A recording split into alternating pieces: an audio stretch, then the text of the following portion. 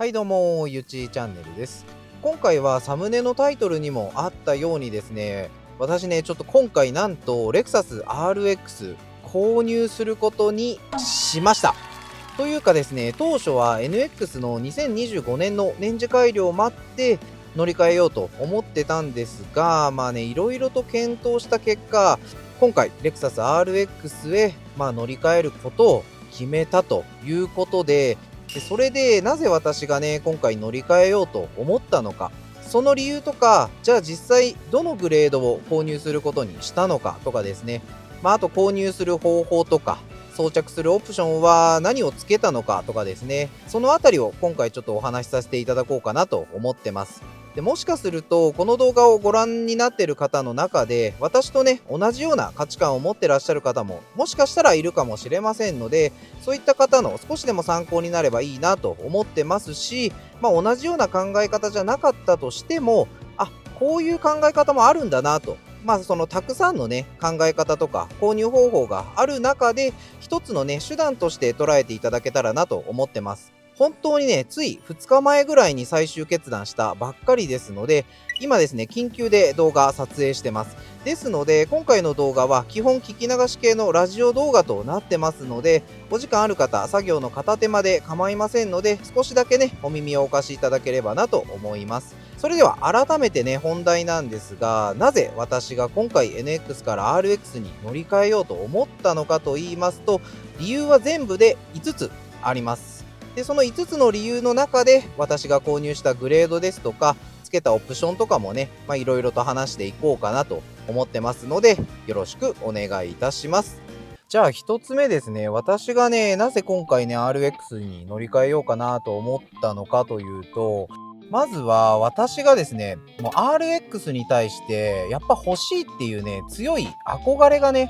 昔からやっぱりあったんですよ。ただ、やっぱり RX って NX とかと比べると、約100万ぐらいね、車両本体価格も高いですし、ちょっとまだ自分には買えないなっていうのが、実際問題ね、お金の問題があったんで、今回はね、NX350H バージョン L、1年ちょっとぐらい今所有してますけど、で、その中でやっぱ RX にどうしても乗ってみたい、所有してみたいっていうね、強い憧れがあったんですよね。なので、今回その RX に乗り換えようって思ったのも、それの思いが一つあるからっていうのがやっぱりあります。で、2つ目なんですけど、RX はやっぱりね、リセールがめちゃくちゃいいんですよ。で、ここでね、私がね、RX のどのグレードを買ったのかっていうのも、お伝えしたいなと思うんですけど、私は今回 RX の350の F スポーツを購入することにしました。ガソリンターボモデルですよね。2.4 リッターのターボモデルを購入することにしたんですけど、じゃあなんでね、RX 今回350の F スポーツに、ハイブリッドじゃなくて F スポーツにしたのかっていうところなんですけど、もうこれはね、やっぱ RX のガソリンターボモデルって、本当にね、リセールがめちゃくちゃいいんですよ。もう下取りもすごくいいんですよね。1年乗って全然高く売れるっていうことなんですよ。他のモデルと比べると。で、それが購入の後押しになったっていうのがやっぱり大きいですね。それと、やっぱ次私、今バージョン L、NX のバージョン L 乗ってるんですけど、次はやっぱ F スポーツに乗ってみたいっていう、そういう思いも強くあったんですよ。じゃあ RX の中で F スポーツモデルの展開があるのって今だと 500H かその350のガソリンターボモデルどっちかしかね今 F スポーツのモデルがないんですよね。で今絶賛年次改良真っ最中っていうこともあって今回の年次改良で RX の 350H ハイブリッドモデルにF スポーツモデルね、追加されるのではっていうことをね、ずーっと噂されてて、北米モデルではね、もう展開決まってたんで、これは日本モデルでもあるわーって思ってたら、なんとね、今年はスルーというところで、ハイブリッドモデルには F スポーツの設定がね、今回見送りとなっちゃったんで、実質 500H か350しかもう選べなかったんですよね。じゃあその中で、どっちを変えるかってなったら、もう 500H って車両本体価格がもう900万以上しますので、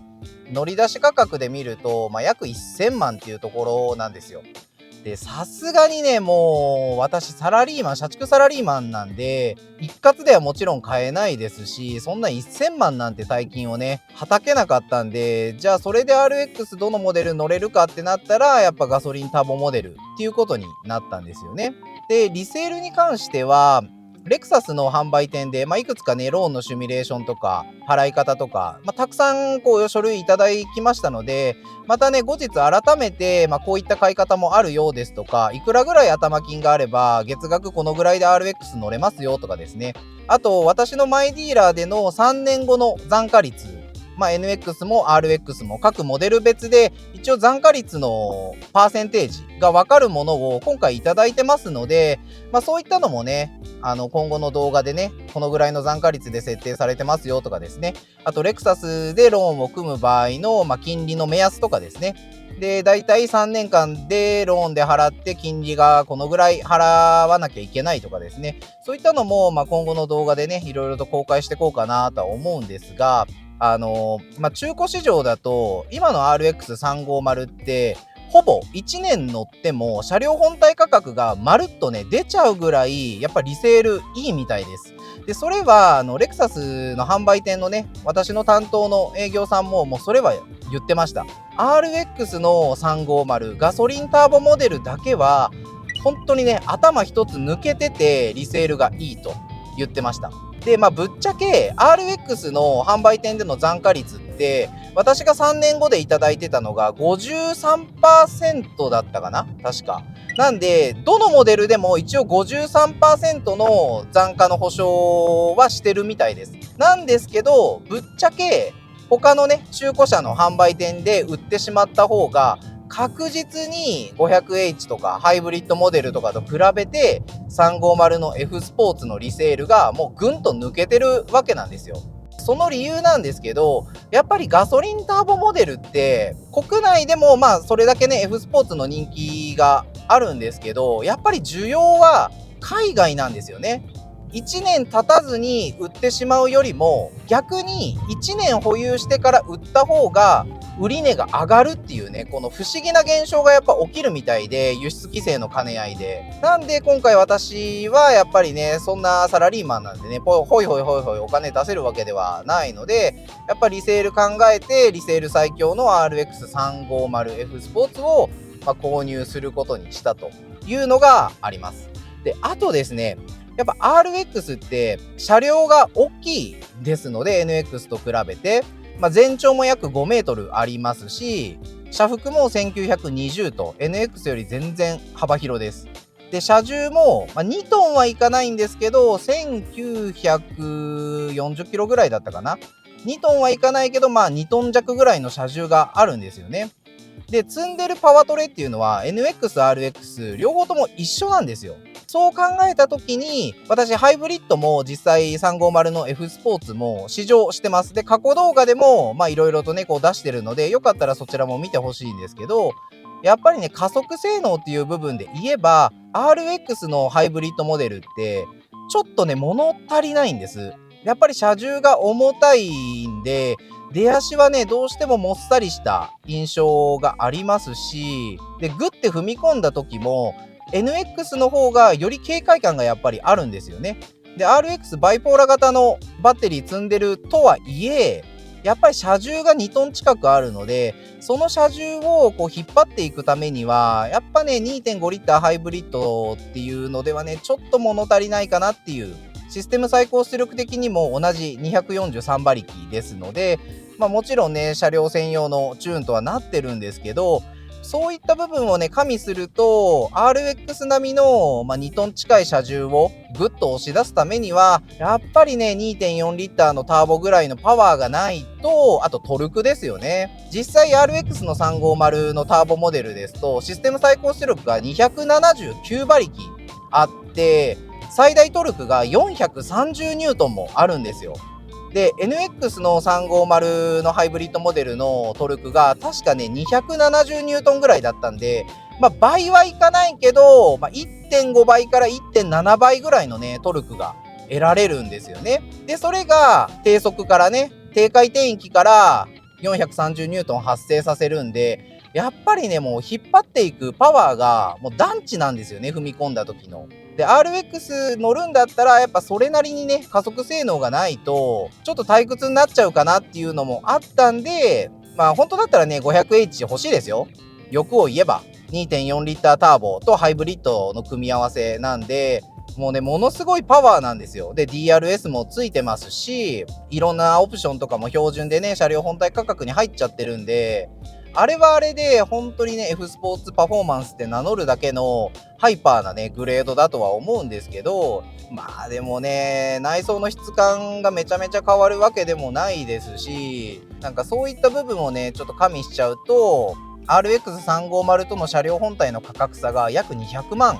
あるんで、じゃあその200万円分のね、上乗せした価値が、あるかなっていうと、まあこれね、ほんと人それぞれなんで、ね、批判が来るかもしれないですけど、まあ私的にはちょっとね、200万の価値はない、今現状はないのかなっていうふうに思っちゃうんですよね。でね、選べる内装からもブラックとダークローズっていう部分は変わりないですし、内装の質感もね、ほぼほぼ変わらないので、なんかそういった部分考えると、やっぱコスパがいいのが、このガソリンターボモデルかなっていうのはあります。で、続いて3つ目の理由はですね、今回の年次改良で、ようやくですね、フル液晶メーターがついたというところですね。フル液晶メーターだけが決め手となったわけではないんですけど、本当だったら NX の、今年のね、年次改良を待って、350H の F スポーツに乗り換えてもいいかなっていうことは思ってたんです。もう多分 NX にフル液晶メーターがつくのはもう間違いないと思いますので、販売店のね、営業さんももう間違いなく来ると。アドバンストドライブとセットで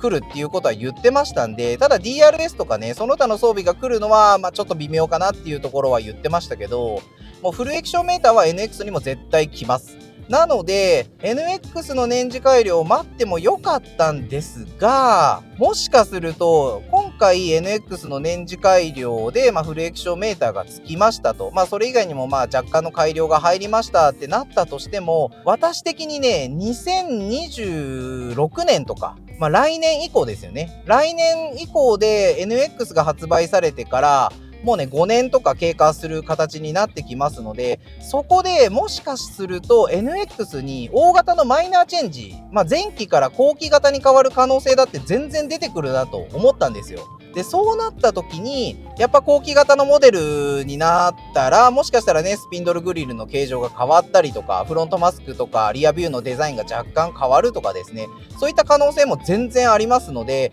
そうなってくると、やっぱり後期型になったモデルが欲しいじゃないですか。目新しいもの好きの私としては。で、そういったのを踏まえて、今回、RX の350であれば、フル液晶メーターもつきますし、1年後ね、万が一1年乗って売却しても高リセールが期待できるので、そこでまた NX にね、乗り換えるっていうか買い戻すというか、もう一回 N ちゃんにこう戻るっていう選択もできるのかなと思ったんですよ。で、そういったのもありますし、去年のね、年次改良で NX で言うと、室内のアンビエントライトの光量が3倍にアップしましたよね。リアアウタードアハンドルにも照明が追加されました。ウェルカムランプのね。そういったのを追加されて、それもね、実際私すごいいいなと思ってて、で、本来キントファクトリーでね、アップグレードプログラムがあるので、そちらのアップグレードプログラムで施工しようと思ってたんですが、施工料が約10万円ちょっとするわけですよ。そのアンビエントライトの光量とリアアウタードアハンドルのイルミネーションで。その10万をもう払うぐらいだったら、RX だったら、もちろんね、リアアウタードアハンドル、もともとウェルカムランプの照明ついてますし、で、今回の年次改良で、RX も光量3倍にアップします。で、そういう改良も実際入ってくるので、それだったら、追加でね、10万円払うぐらいだったら、もう RX の方に10万予算振った方がいいじゃないかっていうのもあったんですよね。で、なおかつ RX だと、オプションでね、輻射ヒーターをつければ、リアにベンチレーションもつきますし、で、シートヒーターはね、もちろんつきますし、で、電動格納シートだって、ついてきますし、で、そういった装備面がやっぱすごく充実してるっていうところですよね。なんでね、本当にね、悩んだんですよね。NX の今年の年次改良を待つか、今ここで RX 乗り換えるべきかっていうのはね、ほんとね、めちゃくちゃ悩んだんですよ。めっちゃ熟考しました。どうしようかな、どうしようかなって。で、今回 RX の年次改良で DRS がね、つくことになったじゃないですか。ハイブリッドモデルと 450H、PHEV プラグインハイブリッドモデルですね。で、それの4駆には DRS がつくことになったんですよ。で、なんでか知らないですけど、なんで350の AWD はね、今回見送りになったんだっていうところなんですけど、AVS もついてますし、もうこの際ね、350にも DRS つけてもよかったんじゃないかなってね、内心思ってはいるんですけど、実際ね、見送りとなってしまったんで、この辺はしょうがないかなとは思うんですが、そういった今年の年次改良で RX もやっぱ魅力がそれだけ増したっていうことですね。で、リアガラス、後席のガラスにもペアガラス採用するのはもう決定してるみたいです。私も販売店のね、営業さんからもうそれは確定ですっていうことを教えていただきましたので、なんで RX ってもともと NX よりも静粛性めっちゃ高いんですよ。これね、ほんとね、乗ってみるとわかるんですけど、エンジンの遮音とかも NX よりしっかりやってますし、静粛性の部分でもやっぱり NX よりやっぱ静かなんですよね。これでリアドアにもね、遮音ガラスが採用されるっていうことなんで、もう間違いなくもうより静かになるんだろうなっていうのは、やっぱ予想されるじゃないですか。で、その部分で走りの質感もね、年次改良の改良が入りますので、さらにね、よりいいものとなるでしょうし、そういった部分加味して、今がやっぱり乗り換え時かなっていう風に、トータル的に私は判断したというところですね。装備面含めてですね。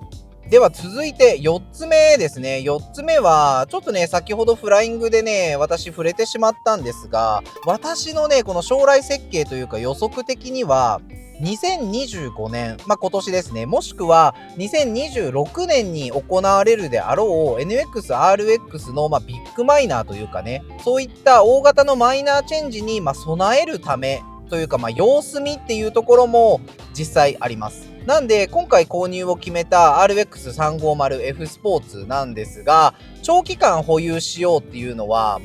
全く思ってないです。本当に短期的に所有しようと思ってます。なんで、3年は絶対に乗らないです。できれば2年以内にはもう売却したいなっていう風に私の中では考えてます。リセールがいいうちにもう手放してしまおうっていう風には考えてるんで、その間にですね、NX だったり、今の現行 RX の今後の改良内容を見ながらですね、またタイミングを見計らって、新しいモデルに乗り換えたいなっていうところを考えての、今回 RX に乗り換えるというところですね。それに付随してなんですけど、私が所有している 350H バージョン L なんですが、やっぱりね、リセールで見ると、もうレクサスって F スポーツのリセールがやっぱ圧倒的に高いんですよね。バージョン L もいいんですよ。めちゃめちゃ乗り心地いいですし、快適装備もね、てんこ盛りで入ってますし、やっぱりレクサスのラグジュアリーっていうブランドを引っ張る上で、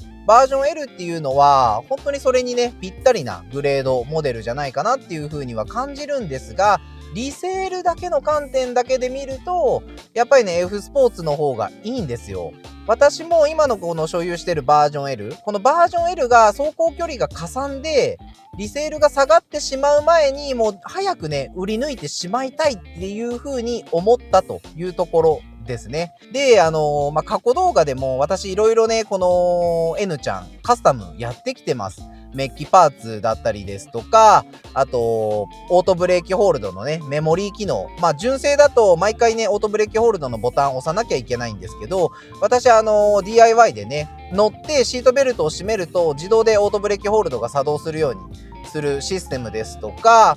それ以外にね、スウェードの張り替えやったり、直近ですと、このハンドルですね、シンクデザインさんで、変えていただいた、エアバッグの部分とハンドルのね、ヘーゼル張り替えとかも実際やってきてます。なんで、それなりにね、コストかかってて、ちょっと手放すのがね、やっぱりもったいないなっていう風にも思ったんですけど、ただ、将来的に売却額が下がってしまうよりかは、ある程度リセールが確保されているうちに、もう売ってしまおうとで、それを次の RX の予算にも回してしまおうっていう風に最終的には考えたっていうところなんですよね。でね、本当にね、このハンドルとかって、まだね、直近でやったばっかりなんで、ほんと気に入ってるんですよ、このエアバック部とかね。ビスポークビルドみたいでね、ほんと LC のハンドルをね、目指してカスタムしたわけなんで、本当にね、運転してて、すごくね、いいなーって、かっこよくなったなーっていう風には思ってるんですけど、ちょっと苦渋の決断ですね。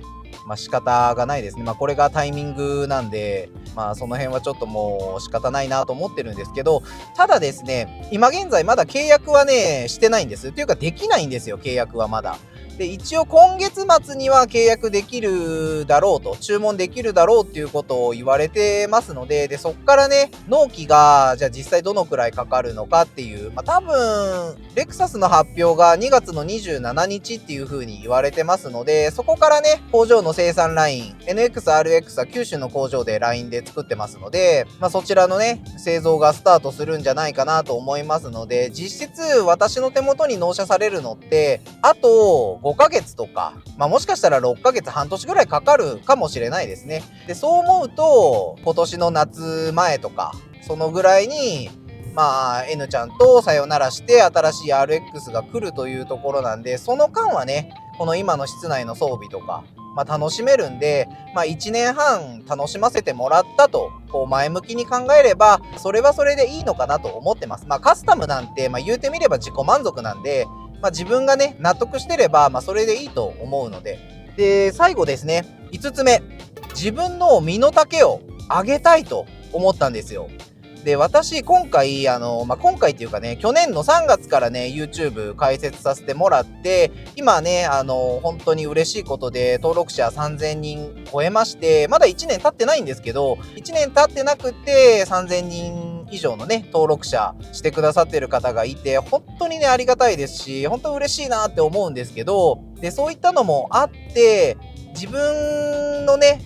分を上げれるのってやっぱり自分だけじゃないですか。他の人にね、身の丈を上げてもらえることってできないんで、なんで自分が頑張って、よし、この車を買うためにこれからも頑張るぞとかですね、仕事頑張るぞとか、この車に似合うような人間になれるように頑張るぞっていう風な、決意表明みたいな形ですね。なんで実際本当にローンで買いますし、毎月のね、支払いもありますので、結構きついです、正直。カツカツです。なんで、これからもね、皆さんにはたくさんの動画、過去動画含めて見ていただきたいですし、この動画をね、新規で見られている方に、ぜひね、チャンネル登録して、